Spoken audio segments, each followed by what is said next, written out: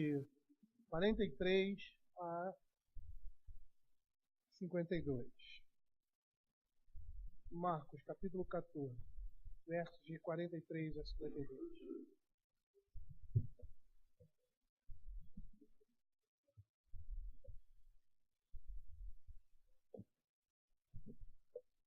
Acompanhem a minha leitura. Jesus é preso.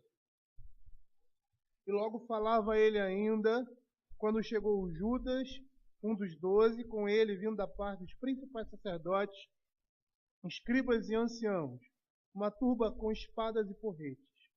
Ora, o traidor tinha-lhes dado esta senha: aquele a quem eu beijar é esse, prendei-o e levai-o com segurança. E logo que chegou, aproximando-se, disse-lhe: Mestre, e o beijou. Então lhe deitaram as mãos e o prenderam. Nisto, um dos circunstantes, sacando da espada, feriu o servo do sumo sacerdote e cortou-lhe a orelha. Disse-lhe Jesus: Saístes com espadas e porretes para prender-me como um salteador?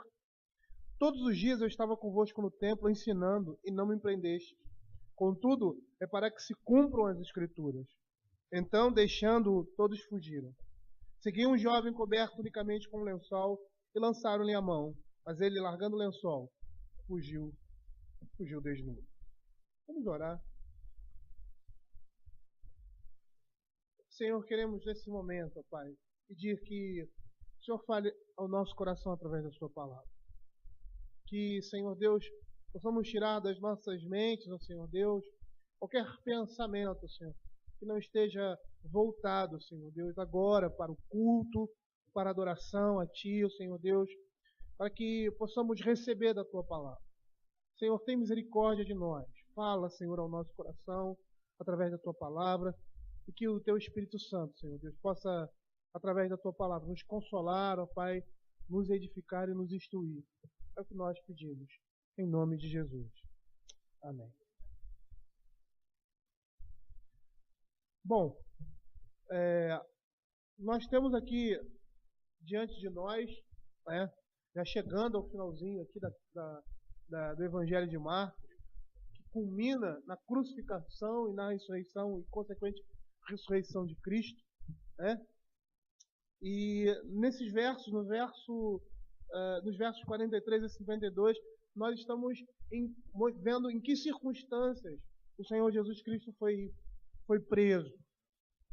Então aqui nós temos a narrativa da prisão de Jesus e a fuga dos discípulos.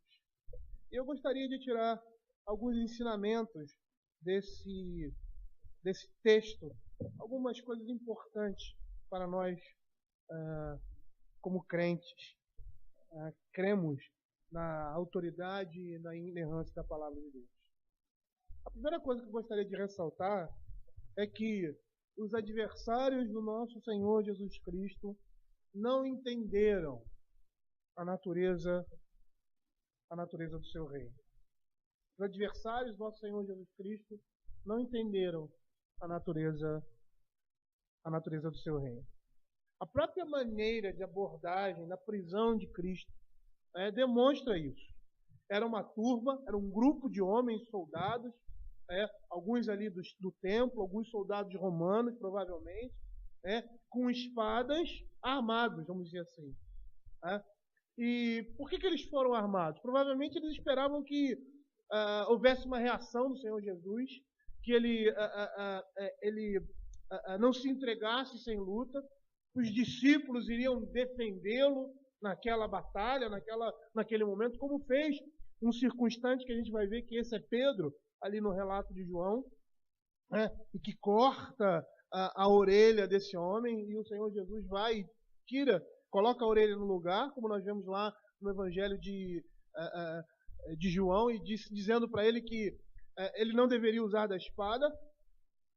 Então a gente percebe claramente, pelo próprio contexto, às vezes até na perspectiva daquele que cortou a orelha daquele servo do sumo sacerdote, que eles não entendiam muito bem a natureza do reino do nosso Senhor e Salvador Jesus Cristo. Por quê? Porque eles tinham uma ideia de que esse reino seria um reino terreno. Nós já percebemos isso já no início da vida do Senhor Jesus. quando Herodes tenta matá-lo. Por quê? Porque ele era um legítimo representante, era um príncipe, porque era filho de Davi. O trono de Israel pertencia a ele, o trono físico de Israel. Mas só que ele não veio nessa perspectiva. Tá? E é interessante porque a maneira como eles pensam, e isso demonstrava o seu comportamento, né? As nossas ações demonstram aquilo que nós pensamos, a filosofia, a ideia que nós temos. Né? Então, as ações desses homens, a maneira como eles foram ali diante de Jesus para prendê-lo, mostram que eles não entendiam que o reino de Deus, ou melhor, o reino de Cristo, não era um reino físico, não era um reino deste mundo. E muitos ainda pensam dessa forma. Muitos crentes pensam que o Evangelho representa um reino deste mundo, na perspectiva e na esperança de um reino físico, ou melhor, mundano. E os que pensam assim, é lógico que esses que pensam assim não falam dessa forma, mas agem dessa forma. Os que pensam assim, como diz o apóstolo Paulo, lá em 1 Coríntios capítulo 15, verso 19, são os mais infelizes de todos os homens. Como ele diz, se a nossa esperança em Cristo se limita apenas a essa vida, somos mais infelizes dos homens.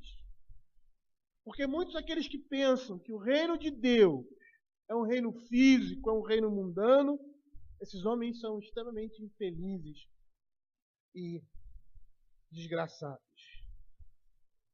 E é dessa forma que muitos concebem o Evangelho, como o mundo, lançando seus anseios, as suas esperanças em coisas que se desvanecem, em coisas vãs, que não são eternas. E eu não estou falando de pessoas que não são religiosas, estou falando de pessoas religiosas. E o que nós temos hoje de evangelho da prosperidade, do bem-estar, e todo aquele tipo de mensagem que faz com que nós pensemos que nesse mundo, nós como crentes não merecemos ou não temos o direito, temos o direito, não merecemos, temos o direito de não sofrermos, de recebermos o melhor da parte de Deus. E coisas semelhantes a essa são pessoas que têm a perspectiva do Evangelho da mesma forma que esses homens pensavam ali no passado quando foram prender o Senhor Jesus. Às vezes nós não entendemos que o reino de Cristo não é um reino deste mundo. E Jesus disse isso a Pilatos, lá em João capítulo 8, verso 35 e 36. Abra aí sua Bíblia.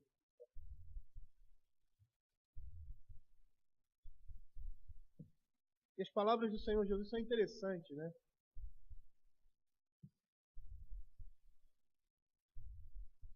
Diz assim, replicou Pilatos, porventura sou judeu? A tua própria gente e os principais sacerdotes é que te entregaram a mim. Que fizeste? Respondeu Jesus, o meu reino não é deste mundo.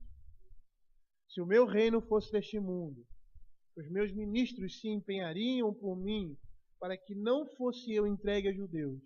Mas agora, o meu reino não é daqui.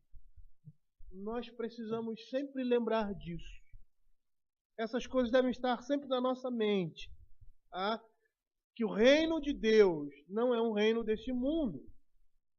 E todas as nossas tentativas de ampliar o reino de Deus, de ampliar a verdadeira religião, de viver nesse mundo, devem ter isso como referencial. Nós devemos nos lembrar que as armas que nós usamos, como diz o apóstolo Paulo, as armas das nossas milícias, elas não são carnais.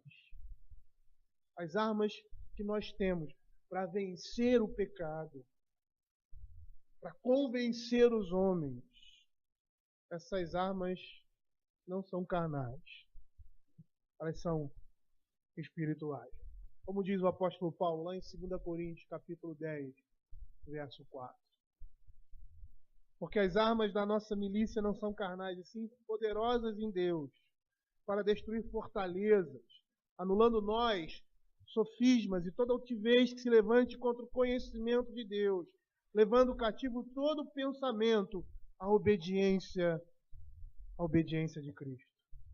Nós precisamos entender, queridos, que o reino de Deus ele não pode ser propagado, ele não pode ser vivido nesse mundo por meio da nossa força, por meio do nosso braço. Uma vez o Alfredo pregando sobre oração, e eu achei muito interessante, essa é uma pregação muito antiga dele. Achei muito interessante o que ele falou, porque ele contou a experiência de um rapaz, crente, novo convertido, de que tudo que ele fazia, ele orava. Tudo que ele fazia, ele pedia a direção de Deus. Então, se ele ia comprar uma casa, comprar um carro, ou fazer qualquer outra coisa, qualquer outra atividade, seja essa uma atividade voltada para a sua vida secular, seja essa uma atividade, uma perspectiva das coisas do reino de Deus, ele sempre orava. E ele deu esse exemplo como extremamente positivo. Por quê? Porque nós precisamos entender que nós vivemos e nos movemos unicamente no Senhor. E aí ele usa uma expressão nessa pregação muito interessante. Ele diz assim, aqueles crentes que vivem dessa forma, sem colocar a sua vida, sem colocar aquilo que ele faz, desde o momento mais cedo até o último momento em que ele vai dormir, colocar isso em oração, os seus planos, as suas ações, as suas atitudes, tudo aquilo que ele vai fazer, a direção da sua família, os rumos que ele vai tomar. Se ele não coloca isso diante do Senhor em oração, ele está querendo levar a vida cristã, eu gostei muito dessa expressão, no peito e na marra. E é isso que a gente escuta numa outra linguagem lá, em Zacarias capítulo 4, verso 6. Quando o templo estava sendo reconstruído.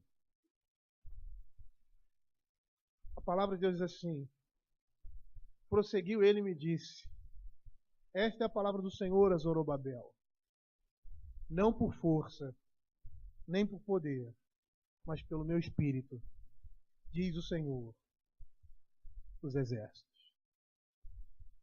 Nós precisamos entender, queridos, que a causa da verdade, o reino de Deus nesse mundo, ele não tem necessidade de violência física para manter-se de pé. Ele não precisa da capacidade de argumentação do homem para se firmar, nem da capacidade de convencimento do homem para que esse evangelho seja propagado. As falsas religiões, elas fazem isso. Usam a força, tentam usar o convencimento, como o Islã, o falso cristianismo romano, que com frequência, constantemente, são inclinados a perseguições sanguinárias e à utilização da força. Mas o Evangelho de Cristo não requer nenhuma ajuda dessa natureza. Ele é sustentado pelo poder de Deus. É por isso que os crentes são perseguidos. Já viu o cristão se levantar em armas contra seus inimigos? Você não vê isso. Você vê isso no Velho Testamento, né? E por que você vê isso no Velho Testamento? Porque Israel era o quê? Era o verdugo de Deus sobre o mundo naquele tempo. Ele foi usado para ser a mão poderosa de Deus, o juízo de Deus sobre os povos pagãos e pecadores. E era pela determinação de Deus que isso acontecia. Mas se você for olhar a história da igreja, você vai perceber que a igreja sempre foi perseguida. E a maneira como ela se defendia era através da fuga, e da oração. A gente não vê os discípulos empunhando espada. Até queriam, né? Porque todos eles, a maioria dos 12 discípulos faziam parte de grupos revolucionários ali da época. Sicários, como Pedro, se não me engano, e muitos outros que eram revolucionários e usavam da espada. Mas quando eles são comissionados por Cristo, eles abandonam essas coisas. Porque o reino de Deus, ele não se mantém pela força nem pela violência, mas é pelo Espírito de Deus, é pelo o poder de Deus. Ele é sustentado pelo poder de Deus. Ele se desenvolve pela influência do Espírito Santo. E é interessante porque as palavras do apóstolo Paulo lá em Romanos capítulo 1, verso 16, elas vão mostrar essa realidade.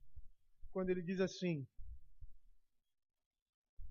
pois não me envergonho do Evangelho, porque é o poder de Deus para a salvação de todo aquele que crê.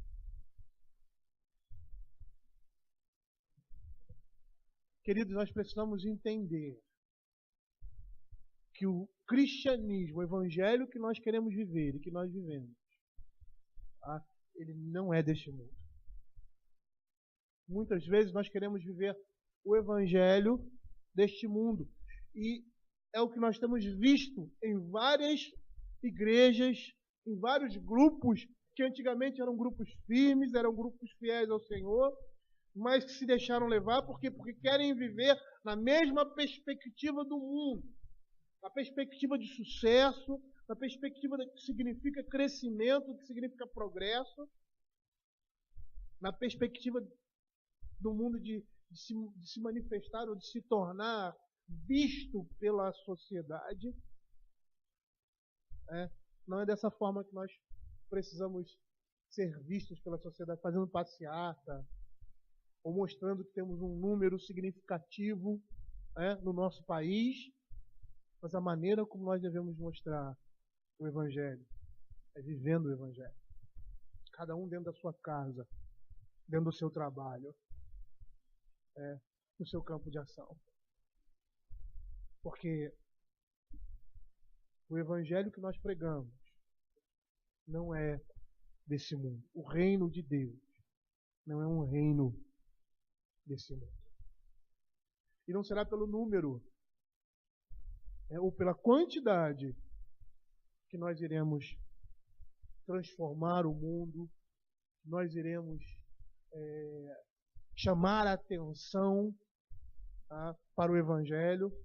E nós temos vários exemplos desses na Escritura. De Débora, os juízes, muitas vezes lutavam em número menor, Israel, a própria perspectiva de não se contar o número de Israel, dos combatentes de Israel, era para mostrar que o poder que vinha não vinha deles, mas vinha do Senhor, porque o reino de Deus não é um reino desse mundo. E quando nós estivermos vivendo a vida cristã, em todos os nossos âmbitos, com todas as nossas dificuldades, os embates muitas vezes que nós temos dentro de casa, com o nosso cônjuge, com os nossos pais, com os nossos irmãos, os problemas que podemos ter no trabalho, as tentações e as provações que nós passamos no dia a dia, nós precisamos nos lembrar que nós participamos de um reino que não é deste mundo. E as armas da nossa milícia, elas não são carnais, mas são espirituais. Outra coisa que eu gostaria de chamar a atenção dos irmãos para esse relato aqui, principalmente para as palavras do Senhor Jesus, quando ele diz assim, no verso 49, todos os dias eu estava convosco no templo, ensinando, e não me prendeste. Contudo, é para que se cumpram as Escrituras. É muito fácil nós dizermos que todas as coisas estão cooperando para o bem quando elas estão indo bem. Nós estamos vendo ali o ministério do Senhor Jesus, e olhando assim, superficialmente, nós vemos um certo progresso no ministério do Senhor Jesus. Ele falando às multidões, inicialmente as pessoas procurando Jesus para serem curadas, entendendo que um grande profeta surgiu ali no meio do povo de Israel.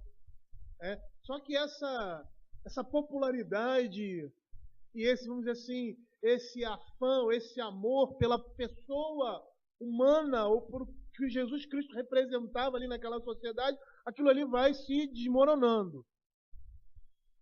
Porque o próprio Jesus começa a desvendar o Evangelho, ao ponto de falar determinadas coisas difíceis e duras, e ninguém mais quer andar com ele, até mesmo muitos de seus discípulos vão embora, e ele chega para os 12 e pergunta assim: vocês não vão embora também?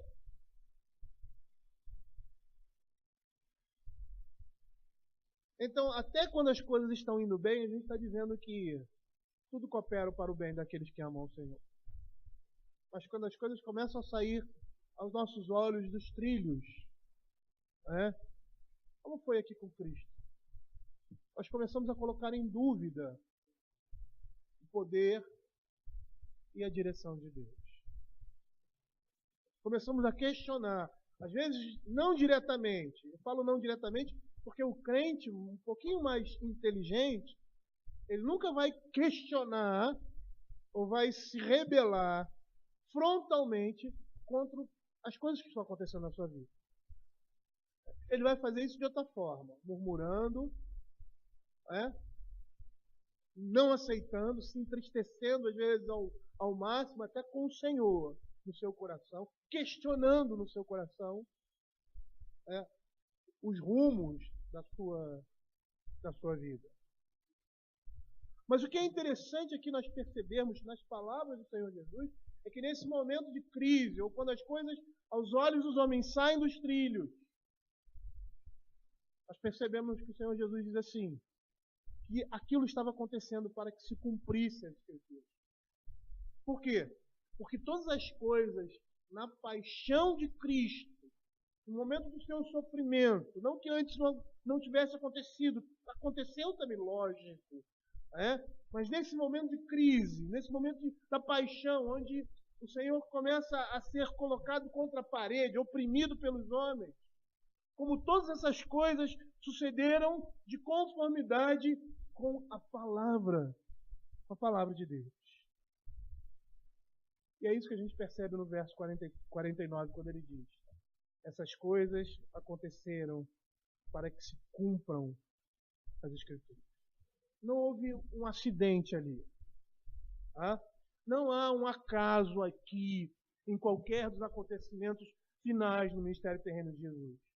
Os passos que ele deu do Getsemane ali até o Calvário foram determinantes e determinados por Deus. Milhares de anos antes, ou melhor, antes de o mundo existir. Não é isso que a palavra de Deus fala?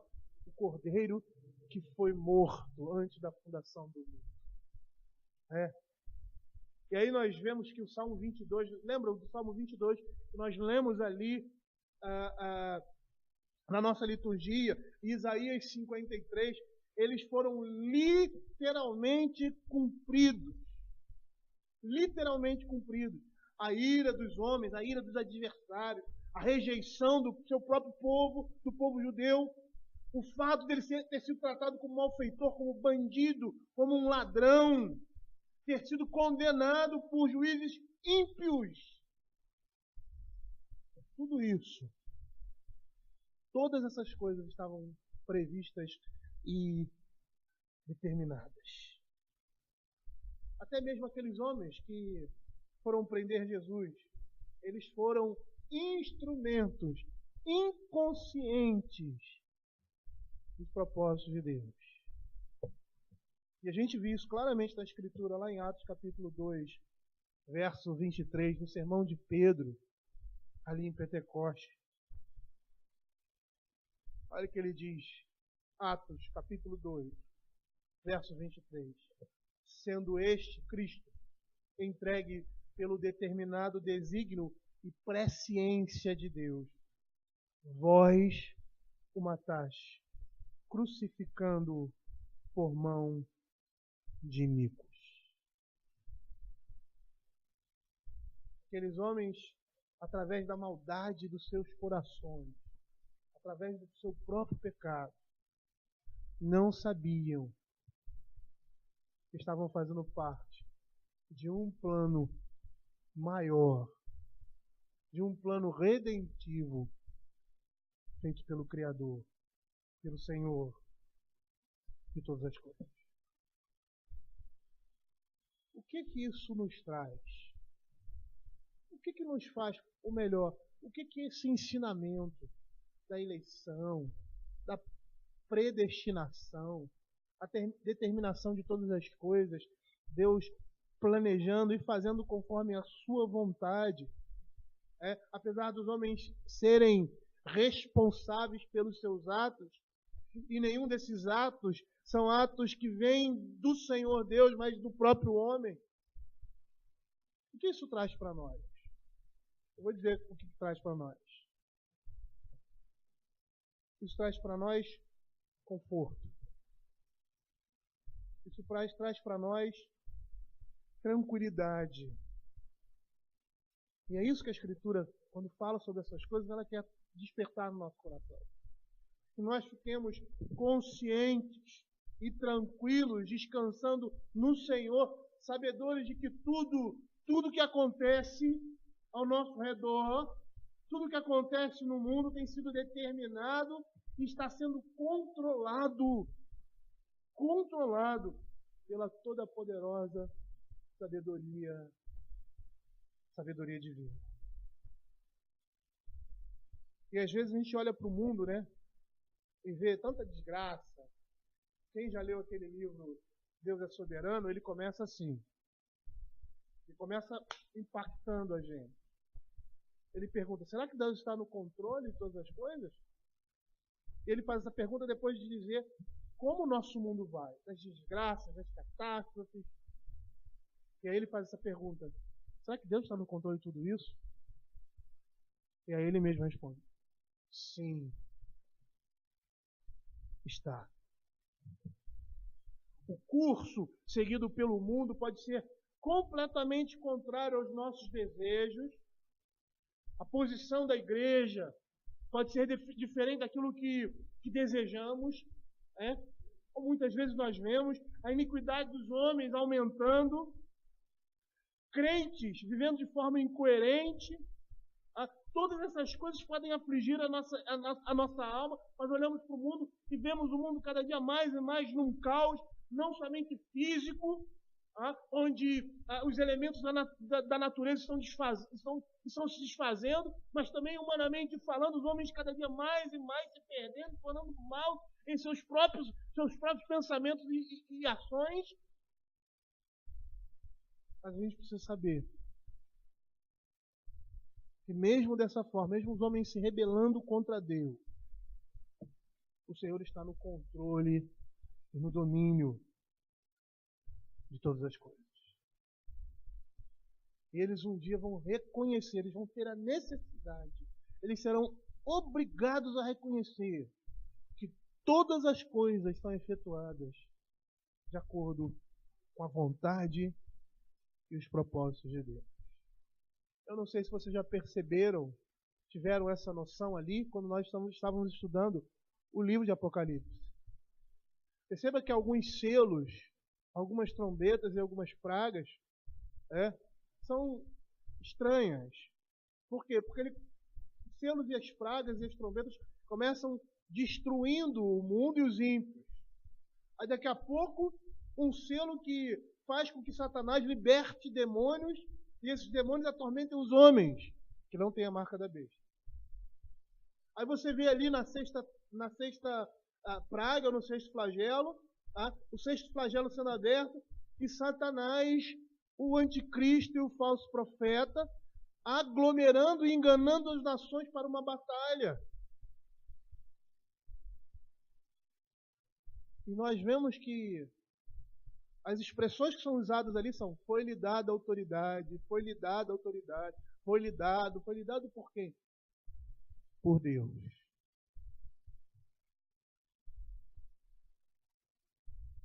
E é interessante aquilo que o comentarista ali de Apocalipse, que Schumacher, ele fala que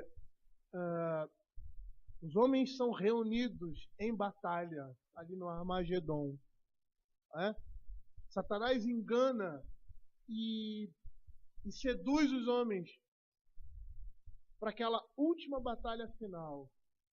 E ele diz assim, o propósito de Deus com isso é ajuntar todos esses homens para poder destruí-los.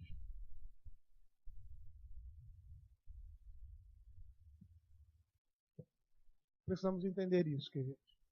É isso que a doutrina da eleição, a doutrina da predestinação, a doutrina da soberania de Deus traz a nós crentes. Tranquilidade. Sabendo que todas essas coisas estão debaixo da mão do Senhor. Que a nossa vida está debaixo da mão do Senhor. Que tudo que acontece, por mínimo que seja, está debaixo do controle de Deus. E se somos filhos de Deus, sabemos que todas as coisas cooperam para o nosso bem. Porque esse é o propósito de Deus com todas essas coisas. A sua própria glória. E, consequentemente, a glória da sua igreja. Por meio dele. E por último, eu gostaria de chamar a atenção dos irmãos uma situação que nós já vimos aqui anteriormente, em Marcos. Quanto à fé dos crentes verdadeiros, ela pode recuar muitas vezes. É o que nós vemos aqui. Quando Judas e seu grupo chegam ali para prender o Senhor Jesus, o que acontece com os seus discípulos? Verso 50. Então, deixando-o, todos fugiram. É interessante porque quando nós lemos a narrativa, parece que foi uma coisa instantânea, mas houve um momento aí. Houve um momento entre a fuga dos discípulos, tanto que Pedro ele corta a orelha de um dos homens que vieram prender a Jesus. A chegada daqueles homens e a fuga dos discípulos, houve um tempo aí. E pode ser que inicialmente, porque você vê que eles fogem, mas não fogem logo no momento em que aqueles homens chegam e prendem a Jesus. E provavelmente eles deveriam estar pensando que o Senhor Jesus ia fazer alguma coisa, algum milagre, alguma coisa para se libertar. Mas não foi isso que ocorreu. E isso é hipotético. Provavelmente, se eles estavam pensando dessa forma, quando isso não aconteceu, a primeira coisa que eles fizeram foi ir embora. Correr. E todas aquelas afirmações, aqueles protestos de fidelidade, as promessas, nós vimos os discípulos falando nas narrativas anteriores, dizendo que não iriam abandonar o Senhor Jesus, que iriam morrer com ele, se assim fosse. Todas essas coisas foram jogadas no lixo. O temor do perigo destruiu o que poderia existir de melhor ali com relação à fé daqueles homens. O senso de perigo imediato tirou do coração daqueles homens todos os outros sentimentos de fidelidade com relação ao nosso Senhor Jesus Cristo. E nessa situação, mais uma vez, a gente pode tirar uma lição. De nós não nos mostrarmos excessivamente ou extremamente confiantes em nossas próprias forças. Todo tempo a Bíblia está mostrando isso.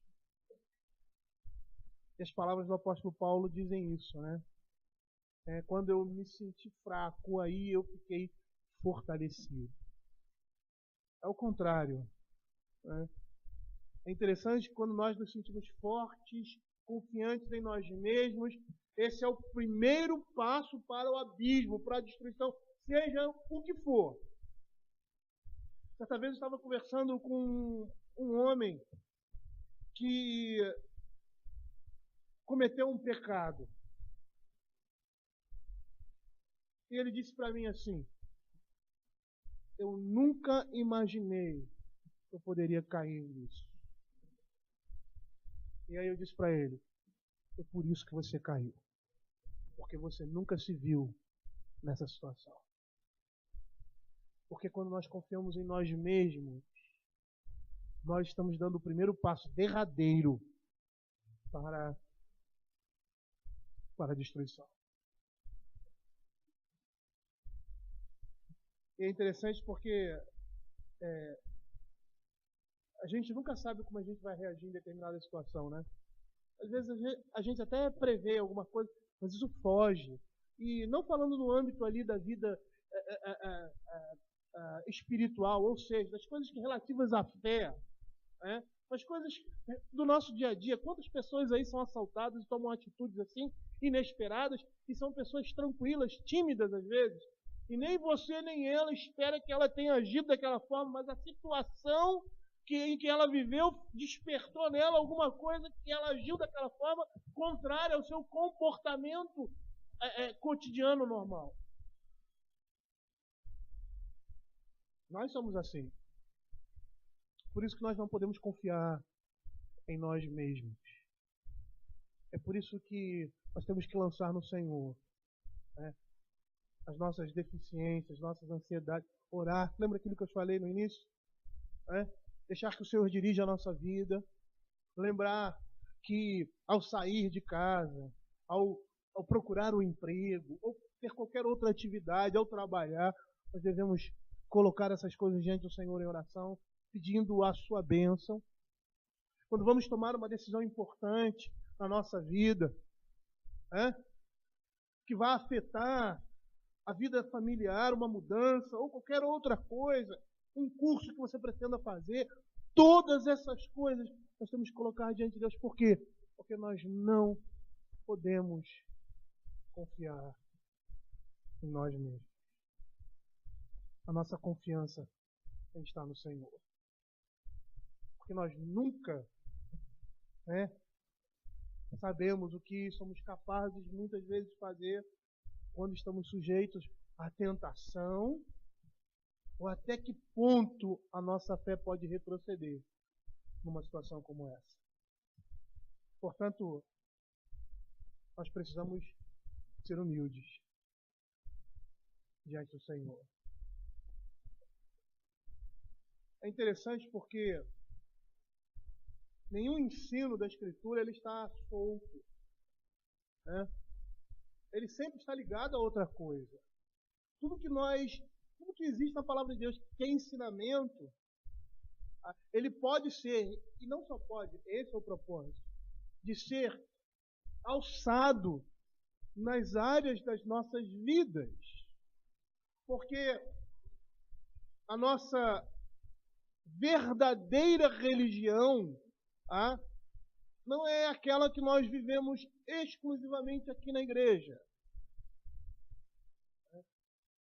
Não há essa dicotomia. Nós vivemos o cristianismo quando saímos daqui. E é isso que nós precisamos lembrar. O movimento pentecostal, ele arrancou essa ideia de que a nossa vida ela tem continuidade a partir do culto. No momento em que eles disseram que tudo é culto, eles esvaziaram o próprio sentido de culto e esvaziaram o próprio sentido do que significa, a partir do culto, viver para servir e cultuar a Deus através da sua vida. A nossa religião é vivida lá fora, no nosso trabalho, no nosso dia a dia, não somente aqui dentro da igreja. Quando nós aprendemos isso, quando entendemos as nossas fraquezas, quando entendemos que nós não podemos confiar nem nas nossas forças, quando entendemos que nós Quando somos fracos, somos fortes. Nós aprendemos a ser caridosos no juízo que fazemos de outros crentes. Isso é tão interessante. Ultimamente temos vivido uma situação semelhante, tomado conhecimento, melhor dizendo, porque não é comigo, né? Mas de uma pessoa conhecida que pisou na bola. E uma pessoa que é conhecida e que pisa na bola, às vezes essas coisas ficam, como aconteceu com esses pregadores televangelistas, né?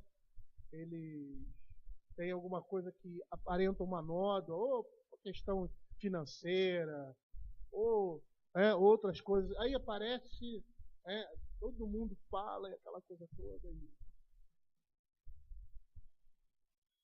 E é engraçado que ninguém tem misericórdia. Pelo contrário, são extremamente impiedosos, porque julgam, sentenciam e jogam já na prisão aquelas pessoas que muitas vezes cometem determinados erros, que às vezes nem são erros tão grandes, mas por serem pessoas de destaque, por ser um pastor, por ser eu estou falando no âmbito de igreja, um presbítero, quer dizer, aí pronto, aí a pessoa já arranca, corta a cabeça, já sentencia e joga na prisão.